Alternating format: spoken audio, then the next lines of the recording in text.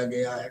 वो बात अलग है कि ताइवान ने भी एम्फीबियस ऑपरेशंस के अगेंस्ट अपने ब्रोकन और कोस्ट लैंड को बहुत ज्यादा फोर्टिफाइड कर लिया है और एक पॉर्क्यूपाइन डिफेंस स्ट्रेटजी के ऊपर काम कर रहा है। बट नेवरदीलेस चाइना ने एक ऐसा साइकोलॉजिकल प्रेशर क्रिएट किया है ताइवान के ऊपर कि आए दिन उसके एयर स्पेस में अपने कॉम्बैट एयरक्राफ्ट भेजता है और ताइवान स्टेट को क्रॉस करते हुए अपने वारशिप भेजता है। यानी कुल मिला के ये सीधे सीधे दिखाई देता है कि चाइना जो कर रहा है, it is a prelude to invasion of Taiwan.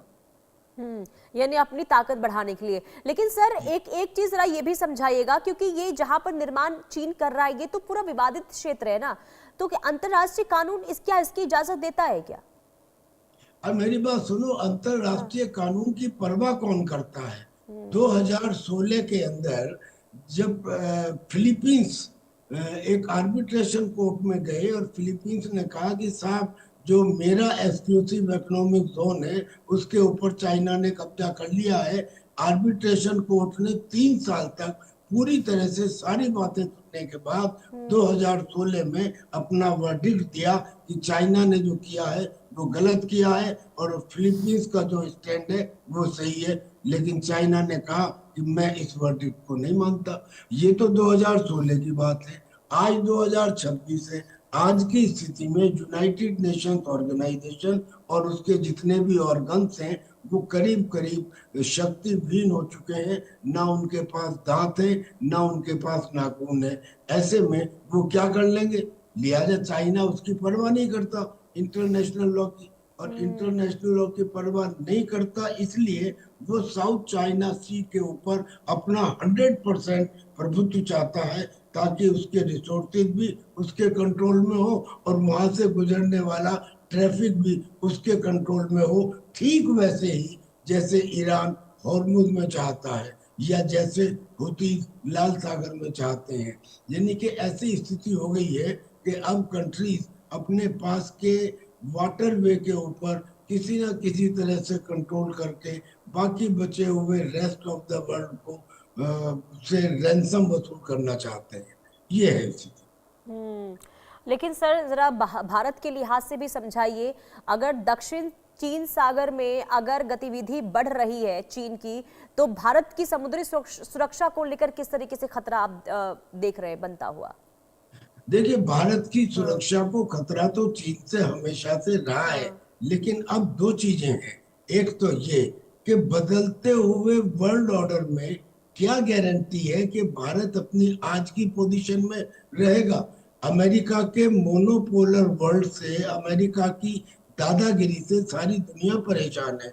लिहाजा जो ब्रिक्स की मीटिंग हुई थी कजान में, रशिया में, और अब होने वाली है हिंदुस्तान में, और इसमें चाइना, रशिया और इंडिया, जिसे RIC कहते हैं, उसके साथ आने के संकेत मिल रहे हैं। तो पहली बात तो ये कि चाइना की तरफ से ये प्रॉब्लम हिंदुस्तान के लिए वर्तमान परिस्थिति में शायद ना आए, और अगर आए भी तो हमारे पास दो पॉइंट हैं। पहला तो ये कि इंडियन ओशन रीजन के अंदर चाहे कितना चाइना कर ले, हमारा प्रभुत्व है। क्यों?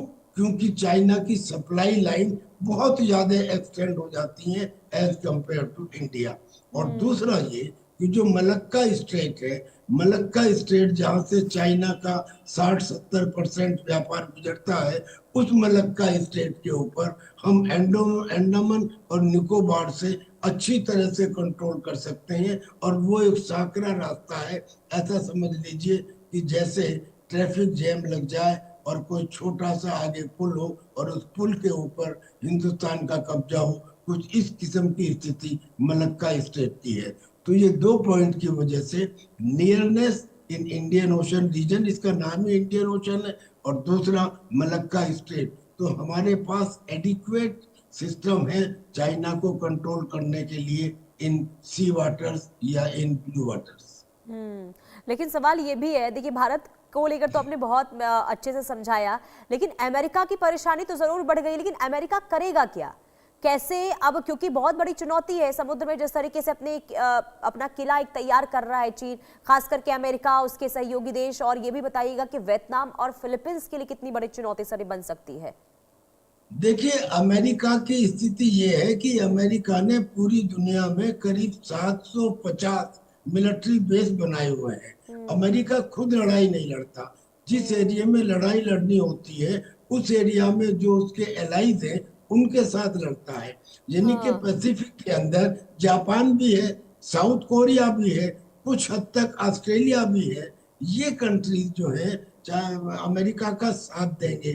और चाइना के साथ में कंट्रीज नहीं है, क्योंकि चाइना का एक्सपेंडिंग एटीट्यूड रहा है। लिहाजा सारी ही कंट्रीज, चाहे उसमें वियतनाम हो या ताइवान हो या इंडोनेशिया हो या मलेशिया हो या फिलीपींस हो या ब्रुनई हो, ये सारी कंट्रीज चाइना के अगेंस्ट है।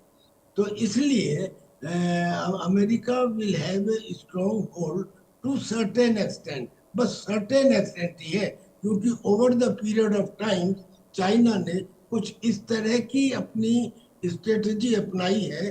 अभी हाल ही में उसने पिछले महीने ही एक न्यूक्लियर पावर्ड सबमरीन से बैलिस्टिक मिसाइल का टेस्ट किया है। अब कान खड़े हो गए हैं अमेरिका के। और अमेरिका ने बहुत सारे देशों को ये कह रखा है कि मैं तुम्हारा सपोर्ट करूंगा। उसने तो मिडिल ईस्ट के सारी कंट्रीज को भी यही कह रखा था, पूरी तरह से नहीं कर पाया। उसने ताइवान को भी यही कह रखा है। अब पता नहीं आने वाले समय में वो कितना कर पाएगा। लेकिन ताइवान ने खुद अपनी ऐसी तैयारी कर ली है कि ये तो नहीं कह सकते कि चाइना उस पर विजय नहीं कर पाएगा, लेकिन इतना जरूर कह सकते हैं कि अगर चाइना ने ये दुस्साहस ताइवान के ऊपर किया तो उसने अपनी एक पॉर्क्यूपाइन डिफेंस स्ट्रेटेजी तैयार की है। यानी कितने चाइनीज सोल्जर्स को मारा जाएगा जो शायद चाइना की जनता को एक्सेप्टेबल ना हो, यानी कि कैजुअलिटी चाइना की बहुत ज्यादा हो। चलिए सर, बहुत शुक्रिया आपका, बहुत महत्वपूर्ण जानकारी और बहुत अच्छे से आपने